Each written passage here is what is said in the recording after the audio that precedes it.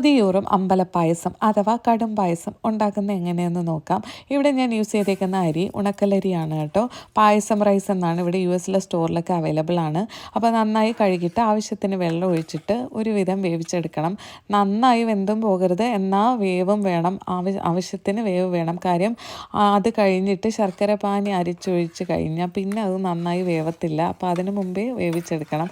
ഇടയ്ക്കിടയ്ക്ക് നമുക്ക് കുറച്ച് നെയ്യ് ചേർത്ത് കൊടുത്ത് വഴറ്റെടുക്കാം കേട്ടോ. എന്നിട്ട് ഞാൻ ചേർക്കുന്നത് ഏലക്ക പൊടിച്ചതും പിന്നെ ചുക്ക് പൊടിയും കൂടെ ചേർത്ത് കൊടുത്തിട്ടുണ്ട്. എന്നിട്ട് വറുത്തെടുത്ത കറുത്ത ഉണക്ക മുന്തിരിയും പിന്നെ തേങ്ങാക്കൊത്തും കൂടെ വറുത്തെടുത്ത് പിന്നെ കുറച്ച് കൽക്കണ്ടും കൂടെ ആഡ് ചെയ്യുന്നുണ്ട് കേട്ടോ. ഇതിൻ്റെ ടേസ്റ്റ് ഭയങ്കര ഒരു ടേസ്റ്റാണ് കേട്ടോ. അമ്പലത്തിലൊക്കെ കിട്ടുന്ന തെച്ചിപ്പൂവൊക്കെ ഇട്ടാൽ അതിലും ടേസ്റ്റ് കിട്ടും, പക്ഷേ ഇവിടെ ഇല്ല കേട്ടോ. അപ്പോൾ പിന്നെ ഞാൻ പഴവും കൂടെ അരിഞ്ഞിട്ട് കൊടുക്കുന്നുണ്ട്. എന്നിട്ട് ഇലയിൽ പൊതിഞ്ഞ് കുറച്ച് കഴിഞ്ഞ് അത് തുറക്കുമ്പോൾ ഒരു മണവും വരും.